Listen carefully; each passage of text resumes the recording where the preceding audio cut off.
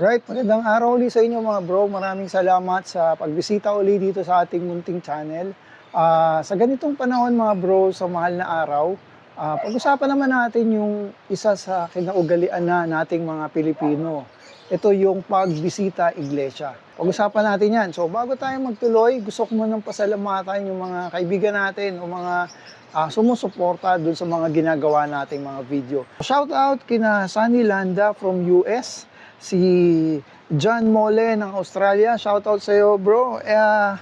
Elmer at saka yung grupo niya dyan sa Doha, Qatar, yung siblings. So shoutout din sa inyo lahat dyan. Popsy Vlog at saka syempre si Pops June, yung kasama natin sa KLBC. And Michael Fong and si Master Chris Morales. Shoutout sa inyong dalawa mga bro. Si Nebi Boy Sarino at saka si Warren Del Mar. So maraming salamat mga bro sa patuloy na pagsuporta nyo sa Mr. Wong Channel.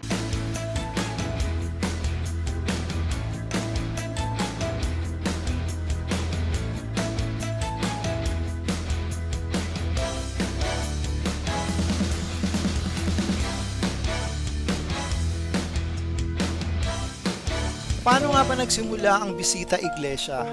Nagsimula ang tradisyon na ito sa Roma, sa pamumuno ni Saint Philip Neri o San Felipe Neri. Maraming taon na ang nakaraan. Ito ay nagsilbing banal na paglalakbay sa 7 simbahan. Pero bakit nga ba 7 simbahan? Noong 16th century kasi mga bro, merong dineklara ang Santo Papa na 7 basilika o 7 simbahan na nire-recommenda niya for pilgrimage. At naisip ni Saint Philip Neri na puntahan ang 7 basilika. Yung 7 churches ay nagre-represent sa 7 last words o 7 holy wounds of Jesus. Para sa atin, nagbibisita iglesia tayo bilang pakikiisa sa buhay, kamatayan, pagpapakasakit at muling pagkabuhay ng ating Panginoon. Ginagawa ito ng mga Katoliko bilang sakripisyo, paglilinis at kapatawaran sa mga kasalanan. Dala ng mga Espanyol ito dito sa Pilipinas at nagsimula ito sa Intramuros, Manila.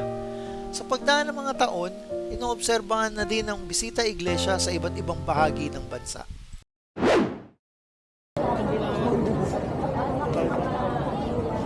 So yan mga bro, nandito tayo ngayon sa Holy Cross Parish. Ito yan sa may Genti de Leon, Valenzuela. Yan. So ito yung inuna nating simbahan kasi ito yung malapit sa atin. Mag Station of the Cross tayo bago tayo pumunta doon sa susunod. Let's go!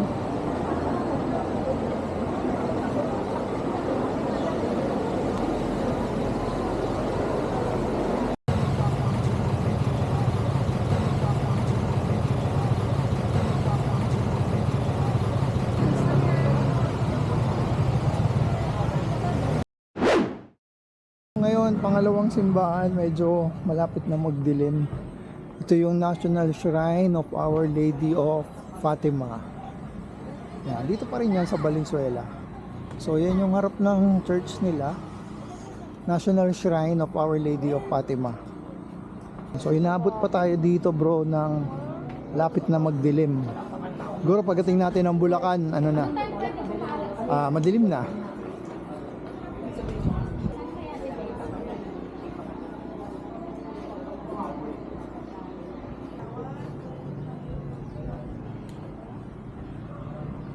Yan, tapos dun sa kabilang side, meron din sila doong mga tinda-tinda ng kung ano-ano.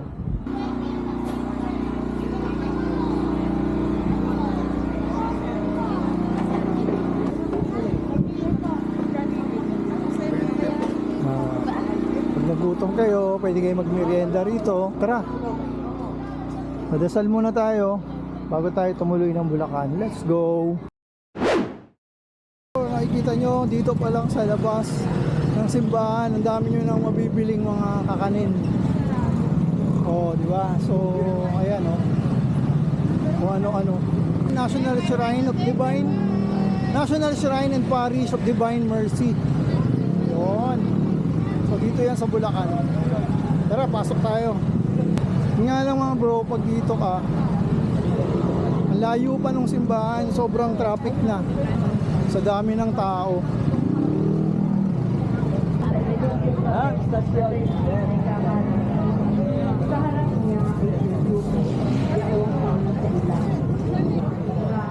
So ito yung loob ng simbahan. Tingnan natin yung loob.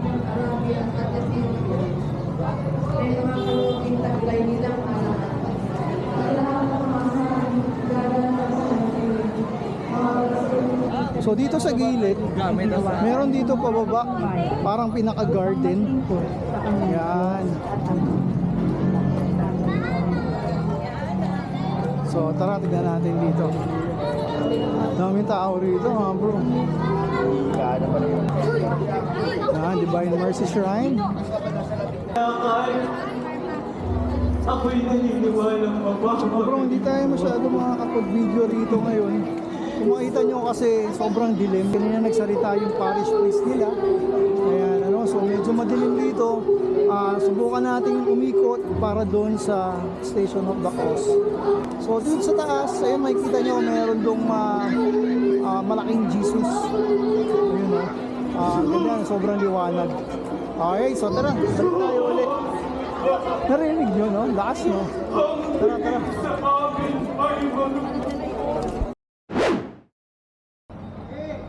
So yan mga bro, nandito tayo ngayon. Ang church na bibisitahin natin, yung Minor Basilica Parish. Dito yan sa Santa Maria. So ito yung harap ng church nila. Mas maraming tao dun sa kanina. Dito hindi masyado marami.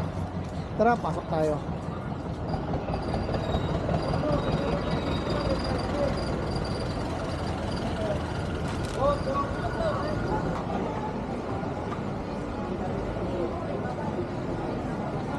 So pati yung mga nagtitinda hindi masyado marami rito kumpara dun sa nauna nating pinuntahan. Dito hindi masyado maraming tao. Okay.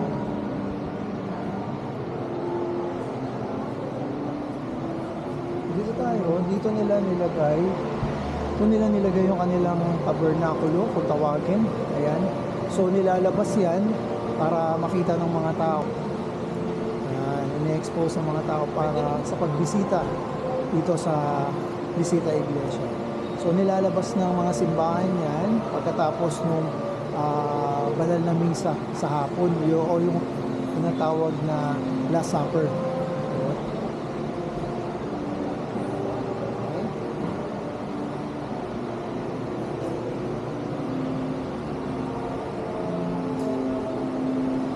Yun, so simula sa National Shrine of Divine Mercy sa Marilao, ito yung simbahan na pinuntahan namin na sa Santa Maria, Bulacan. Yan. So ito yung Minor Basilica sa Santa Maria. Okay, so ito yung gilid ng simbahan.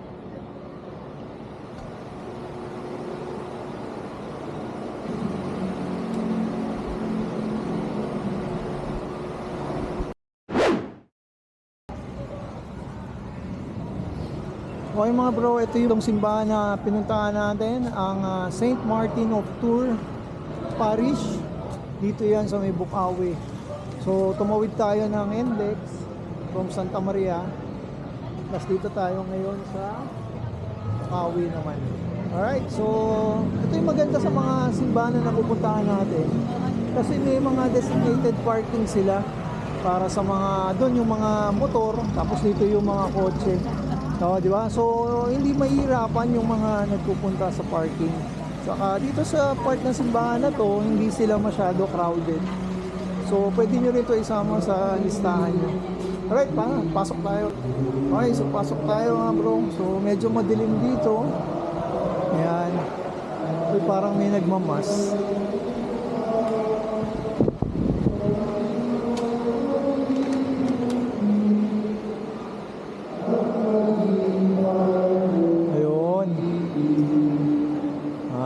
Kumakanta. Madilim yung loob nito mga bro.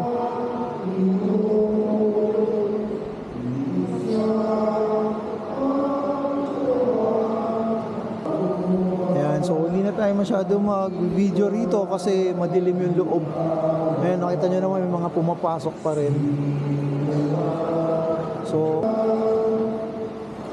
tara, dasal muna tayo. Ito ang San Lorenzo Parish.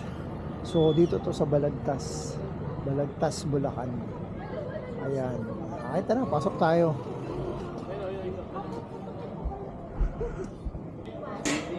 Good evening po. Hello po kayo. Hello po. Good evening. Hanggang mamaya pa kayo?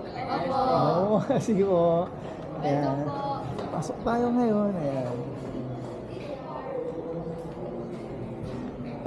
Ayos.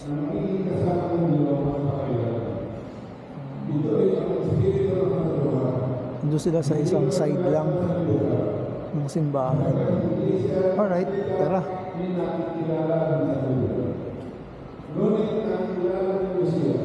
Ano? So, hello kayo. So, shout out. May gusto kayong batiin. Go, go. Russell Radio, napaka-pogi. Napaka-pogi. Kayo. Ayun. Nakakatawa lang dito mga bro kasi pag pumasok kayo tsaka lumabas, wini-welcome nila kayo. Masipag po yung mga Ayan, bata niya. masipag. Ano kayo dito mga sakristan? Youth po. Youth. O, doon naman sa dulo. Oy, hindi ako kayo na kayo. Hoy, hoy. Shoutout po kay Oh, jump Jasmine. shot. Jump shot. Shoutout sa nanay ko dyan. Bebe. Alright, sige. Maraming salamat. Okay mga bro, nandito tayo ngayon sa parokya ni San Ildefonso. Ito sa Giginto, Bulacan. So, pagpasok mo rito, ito yung makikita nyo. Makita nyo naman kung gaano tayo sa gilid.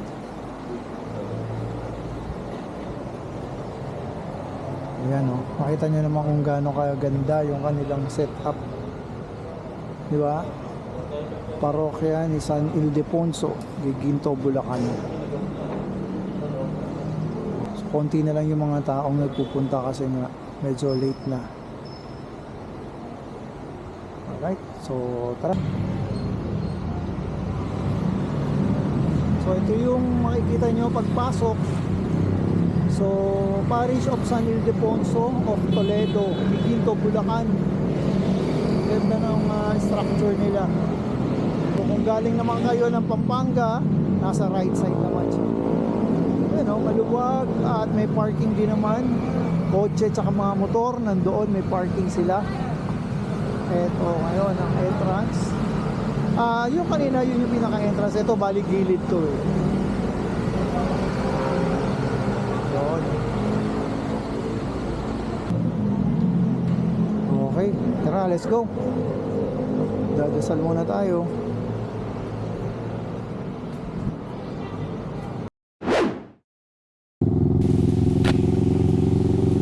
Ayan mga bro, at natapos natin bisitahin yung 7 simbahan ngayong bisita iglesia. Sana manatili yung ganitong tradisyon na ginagawa natin. Sana nakapagdasal tayo ng maayos at naisama natin sa dasal yung mga Pilipino na nasa ibang bansa at lalo na itong ating bansang Pilipinas, no? Dahil sa mga kaguluhan. So yun lang mga bro, kung umabot kayo dito sa part na to, maraming salamat. Sinamahan niyo uli ako at sa isang vlog na to. Maraming salamat ulit mga bro sa patuloy na suporta. This is again Mr. Wong. Follow and subscribe kayo sa YouTube channel and follow na rin kayo sa Facebook natin, Mr. Wong Channel. Maraming salamat mga bro. Ingat kayo lahat and see you on my next vlog. Bye-bye!